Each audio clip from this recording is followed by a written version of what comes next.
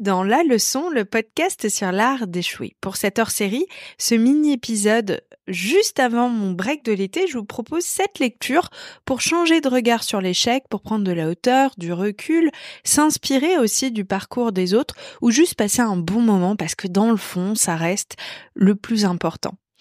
Je vous propose d'abord 3 ouvrages que j'ai sélectionnés parce que je pense qu'elles ont toutes une utilité, même si elles ne sont pas totalement centrées sur l'échec, pour vous accompagner peut-être durant une période un peu compliquée. Les 2 suivants, vous le verrez, se focus 100% sur la gestion de l'échec et du rebond. Et enfin, je vous conseillerai 2 livres qui ont été recommandés par des auditeurs de La Leçon. Allez, c'est parti. Le premier, je vous en avais déjà parlé dans la leçon hotline. Il s'agit de l'ouvrage Kilomètre Zéro de Maud Ankawa. Je vous préviens tout de suite, c'est pas le livre le mieux écrit de la Terre, c'est même un peu cheesy, mais qu'est-ce que ça fait du bien pour juste réfléchir à sa situation, à sa gestion des émotions, réfléchir au regard aussi parfois qu'on porte sur la vie, parce que vous savez, quand on est je sais pas, dans son train-train quotidien, par moments, on est anxieux sur des sujets alors qu'on ne devrait pas l'être, on s'inquiète de l'avenir, on repense au passé, bref, il y a plein de petits détails du quotidien qui font que, on pourrait se sentir mieux que... Ah oui, il faut peut-être que je vous précise que je vais pas couper, je vais pas faire de montage dans cet épisode parce que demain je pars en vacances et je vous avoue que j'ai pas envie de m'embêter, j'ai envie de me faire kiffer sur cet épisode. Donc si jamais je bug, je suis vraiment désolée, faites avance rapide, ok ? Oui, par moment, je pense que honnêtement, on pourrait se sentir mieux que l'on ne se sent. C'est pas très français, mais vous m'avez capté. Parce qu'on se laisse vraiment submerger par des petits détails du quotidien, une mauvaise gestion de ses émotions, entre autres. Et Kilomètre Zéro, pour moi, c'est vraiment le moyen de prendre conscience de tous ces petits désagréments et peut-être de changer son regard sur juste l'instant présent. Vraiment, il me fait un bien fou ce bouquin. Je l'ai pas encore terminé, je lis, vous savez, un chapitre dans le métro, dans les transports, par-ci par-là. J'ai un peu du mal à lire d'ailleurs d'une traite en ce moment. Et il est vraiment hyper agréable sur ces petites réflexions-là. Je vais vous lire le résumé et puis vous me direz ce que vous en pensez.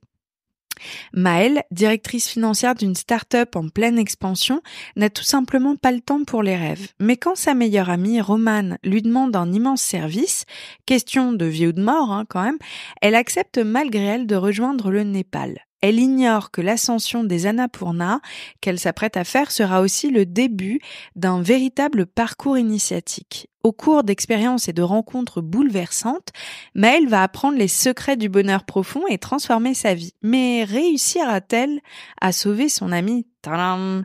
Du coup, je ne sais pas encore, comme vous le savez, puisque je n'ai pas terminé le bouquin, mais mon petit doigt me dit qu'elle réussira, parce qu'il est quand même un peu cheesy, ce livre. Mais il est vraiment bien. Le deuxième ouvrage que je vous recommande, je pense qu'il est super intéressant, surtout pour ceux parmi vous qui sont extrêmement perfectionnistes, et à mon avis, ils sont nombreux. Pourquoi est-ce que je vous dis ça ? J'ai vraiment l'impression que la peur d'échouer nous bloque, pour la grande majorité, à commencer de nouvelles choses, à se lancer dans de nouvelles aventures, de nouvelles expériences. Par moments, on a tellement peur de mal faire, de pas être à la hauteur, bref, de pas être au top qu'on ne fait pas, et je pense que c'est bien triste et surtout qu'on devrait se lâcher la grappe sur l'idée de performance. Donc le bouquin que je vous conseille s'appelle L'art subtil de s'en foutre de Mark Manson. C'est vraiment un best-seller. C'est un livre de développement personnel pour ceux qui détestent le développement personnel, vous voyez ? Moi en tout cas ça me parle. Je vous lis le résumé. Le discours ambiant nous pousse sans cesse à nous améliorer, soit plus heureux, soit en meilleure santé, soit plus intelligent, plus rapide, plus riche, bref, vous avez compris.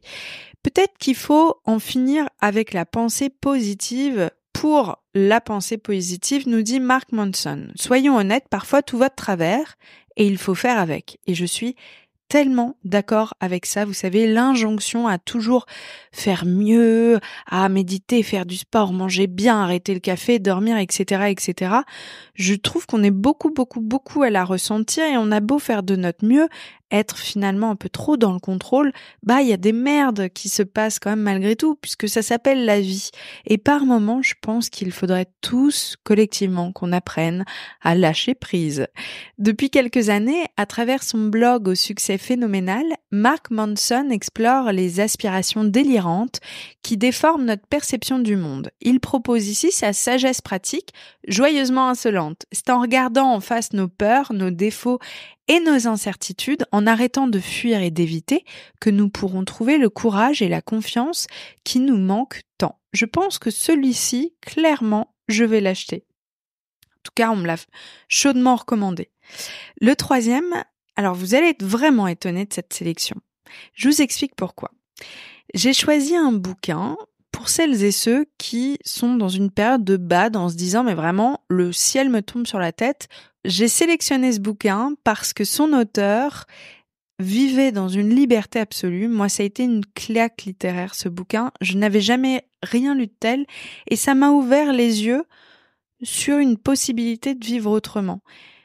Je vous recommande absolument pas ce schéma de vie puisque l'auteur est ivrogne, misanthrope, etc. Et surtout, après avoir lu ce bouquin, on se dit « Oh là là, mes petits problèmes sont quand même pas si horribles que ça » parce que lui, sa vie, c'est vraiment de la merde. Je vous le donne en mille, c'est Charles Bukowski, Journal d'un vieux dégueulasse. Je vous lis le résumé.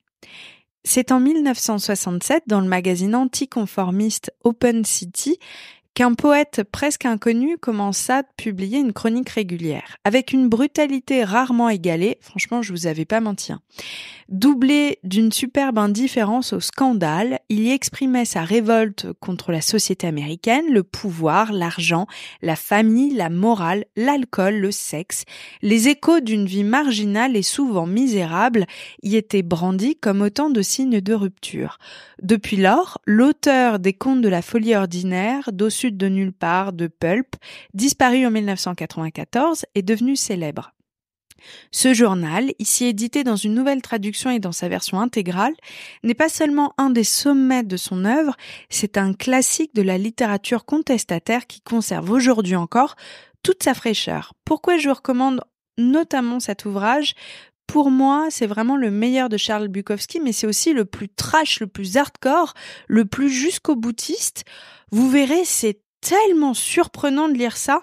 Moi, je me rappelle de l'avoir lu après une longue période durant laquelle je ne lisais que des livres du 19e siècle, du genre Jane Austen, etc. Pouah, la claque que je m'étais pris dans la gueule avec ce bouquin. Et à la fois, il est excellent cet ouvrage. Et encore une fois, je vous dis vraiment nos petits problèmes du quotidien, on se dit ouh là là là là, ma vie est quand même meilleure que la sienne au fond de cette chambre sale à Los Angeles. Et petit aparté d'ailleurs, j'ai souvent entendu dire que Charles Bukowski était profondément misogyne et je comprends pourquoi on dit ça parce que dedans c'est très choquant, sa vision des femmes est extrêmement choquante. Mais moi, je suis pas tout à fait d'accord avec ça. Et pourtant, je suis féministe, vous le savez, et je suis très féministe. Mais je crois qu'il détestait tout court le genre humain. Je trouve qu'il parle des hommes aussi salement qu'il parle des femmes. Je dirais plutôt qu'il est misanthrope. Voilà. Vous me direz si je vous ai donné envie de le lire ou pas. Je serais peut-être pas libraire, en fait. Je suis en train de réaliser ça, voyez, en vous faisant cet épisode. On passe à la catégorie suivante. Alors là, vraiment, on va parler d'échecs et de rebonds pur et dur. Je vais vous conseiller d'abord un livre, une bible sur le sujet, que vous avez peut-être d'ailleurs déjà lu. Je prétends pas du tout vous faire découvrir des ouvrages extrêmement rares, mais si vous l'avez pas encore lu, vraiment, je vous le conseille, il est excellent. C'est un ouvrage philosophique, mais vous le verrez, de philosophie, je dirais, pratique. C'est-à-dire qu'il est très facile à lire et encore plus facile à appliquer dans sa vie au quotidien. Et ça, je trouve ça vachement intéressant. Parce que réfléchir à des concepts philosophiques sur l'échec, c'est bien, mais comment moi, je peux en tirer des leçons pour les appliquer dans mon quotidien, vous voyez ? Et ça, c'est tout le talent de Charles Pépin avec son ouvrage Les Vertus de l'échec. Je vous lis le résumé. Les succès viennent rarement sans accroc. Charles de Gaulle, Raphaël Nadal, Steve Jobs, etc. ont tous essuyé des revers cuisants avant de s'accomplir. Relisant leur parcours et de nombreux autres à la lumière de Marc Aurèle, Saint-Paul, Nietzsche ou Freud, cet essai nous apprend à réussir nos échecs.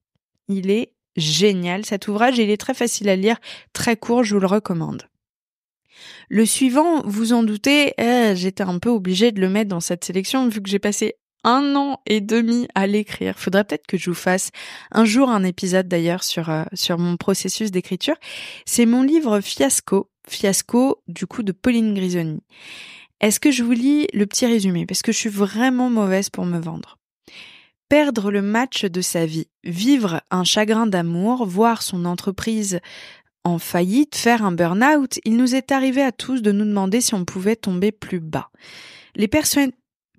Les personnalités qui témoignent dans ce livre nous expliquent surtout comment leurs échecs leur ont permis de rebondir pour atteindre les sommets. Simone Biles, Alain Prost, Bérengère Krief, Pénélope Bagieux, Philippe Conticini, etc., nous parlent sport, amour, travail ou encore santé avec humour et sincérité pour nous rappeler que la réussite passe parfois par des chemins chaotique. Cet ouvrage, j'ai essayé de le scinder, vous l'avez compris, en chapitres. Travail, santé, amour, etc. J'y inclus évidemment des témoignages de la leçon, mais à chaque fois, j'essaye de prendre de la hauteur et ne pas vous retranscrire tel quel l'épisode tel que vous l'avez écouté pour qu'il soit plutôt un allié du podcast, vous voyez ? Je suis très mauvaise pour vendre mon livre et pourtant, j'ai travaillé extrêmement dur sur le sujet, mais vous savez comment c'est. Bon, c'est toujours un peu compliqué de parler de soi, mais en tout cas, voilà. Si jamais ça vous intéresse, Fiasco aux éditions Hugo Doc. Et puis enfin, je vais vous parler de 2 livres qui ont été recommandés par des auditeurs de la leçon et je trouvais que tous les 2 avaient un point de vue qui était super intéressant. Le premier, c'est une autobiographie qui s'appelle Écriture, mémoire d'un métier de Stephen King. Et j'ai trouvé ça vachement intéressant parce que dedans, il parle évidemment de son processus d'écriture et de toutes les épreuves qu'il traverse durant l'écriture de chaque manuscrit et je trouve que ça fait vachement de bien de lire l'envers du décor d'un maître du genre thriller qui semble avoir tout réussi. Je vous lis les résumés. Quand Stephen King se décide à écrire sur son métier et sur sa vie, un brutal accident de la route met en péril l'un et l'autre. Durant sa convalescence, le romancier découvre les liens toujours plus forts entre l'écriture et la vie. Résultat, ce livre hors norme est génial, tout à la fois essai sur la création littéraire et récit autobiographique. Mais plus encore, révélation de cette alchimie qu'à l'inspiration. Une fois encore, Stephen King montre qu'il est bien plus qu'un maître du thriller, il est un immense écrivain. Il m'a vraiment été chaudement recommandé par l'un d'entre vous, à qui je dis bonjour d'ailleurs par la même occasion. Et puis le dernier ouvrage a un titre qui me parle beaucoup, c'est personnellement quelque chose que je me répète très souvent. J'y vais, mais j'ai peur, journal d'une navigatrice de Clarisse Kramer. Je vous lis le petit résumé. 87 jours pour boucler son tour du globe en solitaire ont fait de Clarisse Kramer la femme la plus rapide du monde. Mais l'album raconte avant tout une incroyable aventure humaine, loin des récits de mères héroïques. Avec Maude Bénézit, qui en signe les dessins, puisqu'il s'agit d'un roman graphique. Elles embarquent dans leur sillage les voileux comme les néophytes qui ont suivi ses aventures et les tempêtes qu'elle a traversées. Apparemment, cet ouvrage, il est exceptionnel, il est prenant, il se lit très rapidement et il parle d'échecs sous une manière très intéressante. Vous connaissez mon amour des sportifs sur le sujet de l'échec et du rebond puisque je trouve que ce sont vraiment les mieux placés pour en parler.